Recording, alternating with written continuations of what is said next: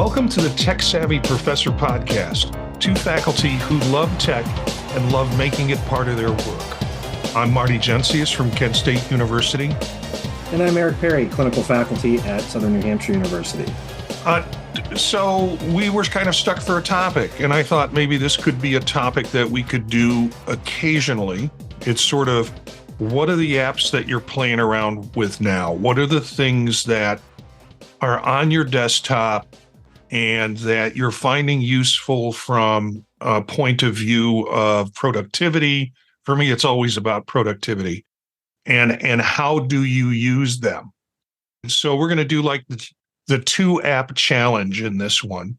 I'm going to suggest an app and two apps, and Eric's going to suggest a couple of apps. And I hope you had fun figuring this out as much as I did. Yeah, I'm kind of excited about my responses. I don't know. Did you want to share first, or you want me to Well, go let's first? do one and one. I'll start with my first, which is TextExpander. And TextExpander is a app that will take short strings of text that you put in and expand it into full items. It is available on Mac and PC. And if you have SetApp, if you're a SetApp user, which is, I think, mainly Mac, Microsoft has their own little app store. But Rocket Typist is a free version through SetApp. I haven't played with Rocket Typist, but I have been a dedicated TextExpander user for years. And it's an annual subscription of $39. Let me give you some examples of how I use it. What you have to do is you have to set up some automated responses. So it's fairly intuitive. Once you open it up and you want to add what they call a snippet, you go ahead and put in what code you're going to use. Now, one of the things I learned early on was use a semicolon followed by whatever combination of letters that you want, because you never type a semicolon without a space, so it won't mistake it for something else, or you won't constantly be triggering the app. So you put in whatever code you're going to use. You then type in the body of what you want put in its place.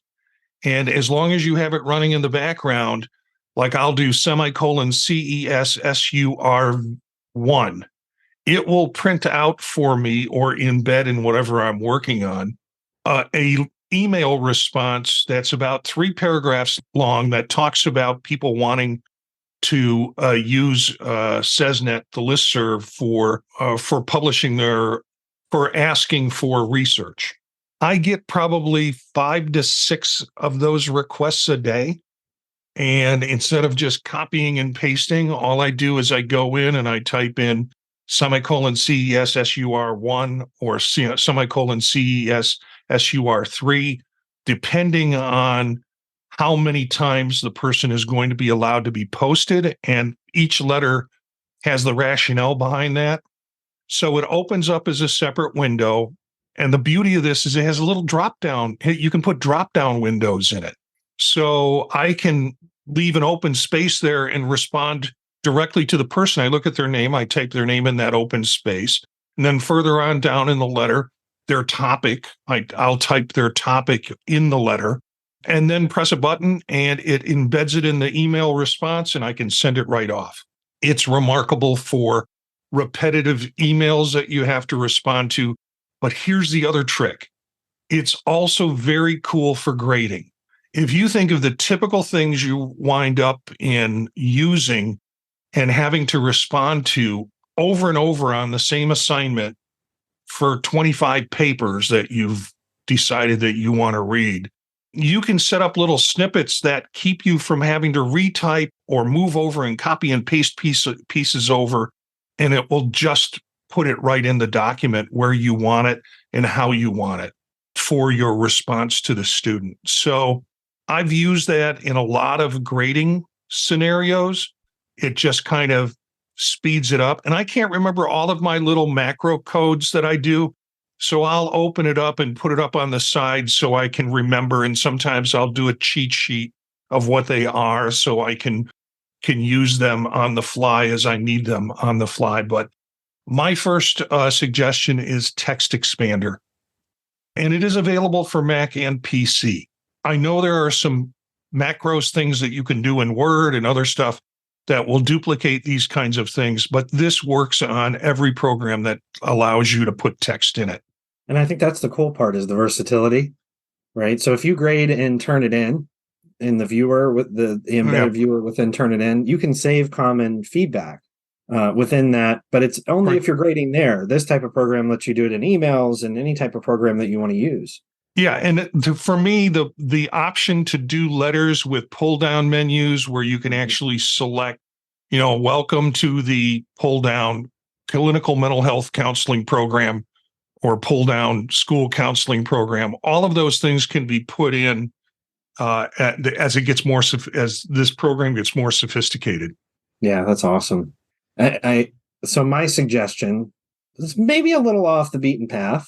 I actually went with TikTok, and there's a story there. So I'll give you the Cliff Notes version in the spirit of talking about TikTok. I found myself in Excel hell the other day. I don't know if anybody's ever been there, but anybody who's used Excel, I'm sure has. And there's always, formulas and stuff that I forget how to put together. And I was just trying to make something simple, but I wanted to grab data from other parts of the spreadsheet and pull it in and summarize it. And, I'm trying to remember, and I just hit that roadblock, that whatever. And normally I go to YouTube and I'm like, okay, what is the formula for this? Or I go to Google and I type it in and I find a video, and then I try not to sleep whilst they're explaining it to me, or I scroll to find whatever it is I want to find. What's nice about TikTok in terms of productivity is there's a lot of content out there now that's really brief and focused, and sometimes even entertaining, right? The way TikTok is edited and the way content creators manage this, you can find answers, tips, tricks, productivity hacks really, really quickly. And, the more that the content is kind of expanded, you can look for specific things like these, formulas in Excel. And I can get it in 30 seconds, know what I'm doing, give it a shot. So I've started to kind of play around with that with some of the other things that I've been doing, or, instead of deferring to Google, I defer to the TikTok community to see what's out there. I do think the downside to this is you also have to filter through the garbage, because there's stuff that's going to get mixed in there. And the search algorithm really is focused on entertainment rather than the value of what it is you're going to find. But I was able to pull up really quickly the things that I needed, see it in 30 seconds, and kind of move on with my day. So I'm gonna continue tinkering around with TikTok as a means of looking up those kind of quick solutions. I'm not a big fan of the platform, but I actually had to sign up for an account a couple of days ago because there was a video that has, I guess, gone viral on TikTok called the bird test. And it is about testing quality of your relationship.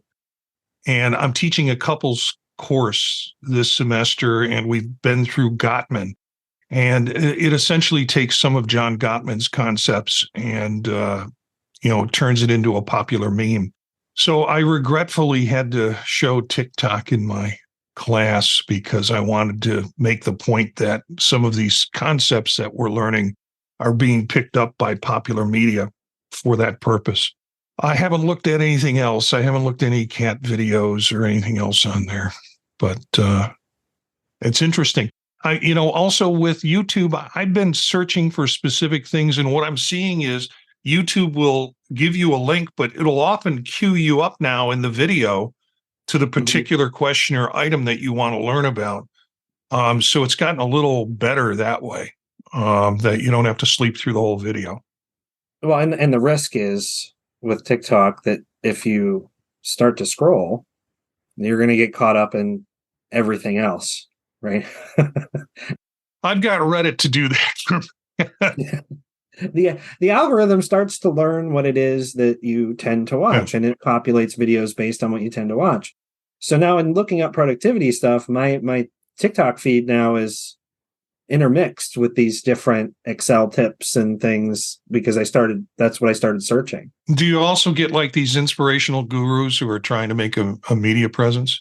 All kinds of things. Right? There's still like the random here and there kind of Yeah, stuff. everybody wants to be an influencer. And if you watch something for too long you didn't want to, and it starts to populate in your algorithm, you actually can reset it. So not a lot of people know about that, but you can go into TikTok and reset your algorithm. It's a pretty easy process so that it'll relearn what it is you actually want to watch. We probably need to talk about these at some time, these social media. I'm a fan of Reddit for entertainment, but also for answering questions. And it still remains a pretty good source, although it did some major internal changes later. Let me get to my second app. Yeah. My second app is TextSniper. TextSniper is you can stretch a box across to any text on any image, and it will convert it into plain text. So it's like an on-the-fly OCR, and it'll take optical character recognition. It will take the text on any graphic that you have and put it into plain text and put it into your clipboard. And so you can go back to your clipboard and get that text out and, embed it where you want to embed it if you want to do that. It's saved me countless hours in putting together information. Instead of retyping a lot of it, I can grab it with Text Sniper, and I'm able to put it into whatever document I want and make whatever corrections I want to with it. It's very good, very quick. And we'll talk about this again in another show, the idea of having clipboard managers. There are a variety of apps that work like clipboard managers. And if you have a clipboard manager and you do a series of these, you can then go back into the clipboard manager and pull the stuff out that you want in whatever order that you want it in. It resides like TextExpander. TextExpander, it runs in the background whenever I turn on my computer. The cost for TextExpander, I think I neglected to say this, is about $39 a year. But basically, you can put it on whatever app, whatever Mac that you own, as long as you log in with that. TextSniper is it's only Mac OS. And I use it, and I get it through my Set app, which is again a store of apps that you pay a subscription for, that you can use whatever you want to. If you're a Mac user, look at Set app and look at the different kinds of things that are available for you to use. One of them is TextSniper. It sits up in my menu, and whenever I need to grab something, I click on it or use the keystroke to activate it, and then go ahead and scan it and OCR it into my clipboard. Snagit is one that is a paid app that is both Mac and Windows, that has a lot of good features in it. It is a paid app, but it runs on and can be used on both platforms, and it's pretty highly regarded as a good capture OCR kind of application. For freebies, there is Capture to Text, which is an open source for Windows. And if you want to go with an open source freebie for Windows. But I use TextSniper and TextExpander all the time throughout my day. Yeah, I need to start testing more of these out. I've used them in the past. I think my suggestion for productivity, again, is probably a little more off the wall, but maybe a little more mainstream than TikTok, and that's Canva. So I've had a couple of projects recently where I needed to develop some graphics, and I didn't have a whole lot of time. My wife has used this for some time now, has a subscription, and was like, hey, give this a shot. It's really quick. It's easy. I kind of grumbled because I like Adobe. I like to get in and kind of make things in Illustrator and in Photoshop. And I was kind of excited about the opportunity to jump in and play with Photoshop and Illustrator again. I haven't done it in some time. But I was like, I'm really crunched. I'm really pressed for time, so I need to get this done fast. Canva, you can get a free subscription to Canva. It is web-based and also has an app. And it can be really, really quick to just develop something really professional looking, tons and tons of graphics, content, templates. They're starting to move into having their own web hosting.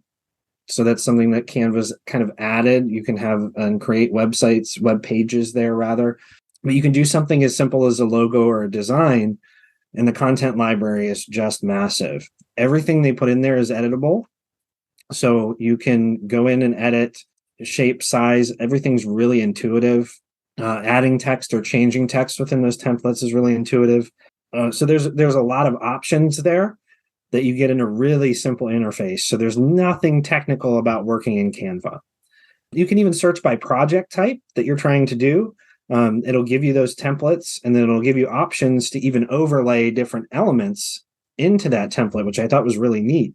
So I was able to do this kind of graphic creation for, an hour. What might have taken me a couple of days over tinkering in Adobe.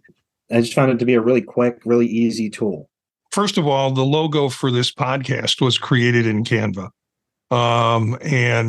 So if you look at our logo, you'll see the kind of work that can be done. Now, that was my judgment of whether it's a good logo or not. But you're right. There's all sorts of editability with Canva that's behind the scenes. You don't see it until you get in and you say, well, I like this design, but I don't like this piece here. Well, you can click on it and pull it right out and put in whatever you want, which makes it great. I think the thing that I find of greatest value is when you're going to export your project into a graphic or whatever you're going to export it into. I've done some small videos in there. There's some movable videos that I use as introductions for the ASGW masterclass videos that we have. That was all done in Canva. And each time we get a new one, I have to do new titling on it. And that's pretty quick and easy to do. And then I have to export it into a short video. But I have wound up using it for a lot of cases and find it really worth the price to pay for the extra. I mean, there's some people who are like, oh, yeah, but I want it free. Well, my complaint is always, what work do you do, and do you want to do that for free? No, but I'm sure they're making money off of other people. They don't need to make money off of me. Well, you pay for the services that you get. And I suggest it with Canva. The thing that I like is sometimes certain situations will require a certain resolution and a certain pixel width and height. And you can quickly switch that in your output editing to adjust for those things. Whereas outside of Canva, other types, you generally have to take the object out, find some resizing app to run it through, then put it back in. It can be a mess. But with Canva, you can set that all up from the get-go with the process. Well, and I love freebies, Marty. I really do. But this is one that it really does make it so much easier. I mean, if you think about the time that you would spend in your hourly wage that you would waste, this is $10 a month, right? So $120 a year, and you get just the library is just massive, right? Of the different types of things that you can take a look at, and just the ability to get in there and quickly do something that looks professional, that has that availability in terms of the type of content that you need, the resolution that you need. I think it pays for itself, no problem. Well, I hope we are able to do this again in the future. So we've talked about TextExpander, TextSniper, and TicTok and Canva as a couple of must-have pieces of productivity work that we use. And so how can listeners get involved? Well, maybe you've got a tech question. Maybe you're trying to figure out how to do something with technology, or you have an idea to share. Email us at thepodtalknetwork@gmail.com or call and leave a message at 330-333-1240, and we'll play your question in the podcast and try to get an answer for you. Our bumper music is from Philip Gross, Rast, from the Free Music Archive. That's it for today's show. Thanks for subscribing to the Tech Savvy Professor podcast. Everything you need to know is at techsavvyprofessor.net. You can find us by searching Apple Podcasts for the Tech Savvy Professor. Look for us on Spotify, TuneIn, Google Play Music, and look for our other shows like Circular Firing Squad on the podtalk.net. Thanks for listening to the Tech Savvy Professor.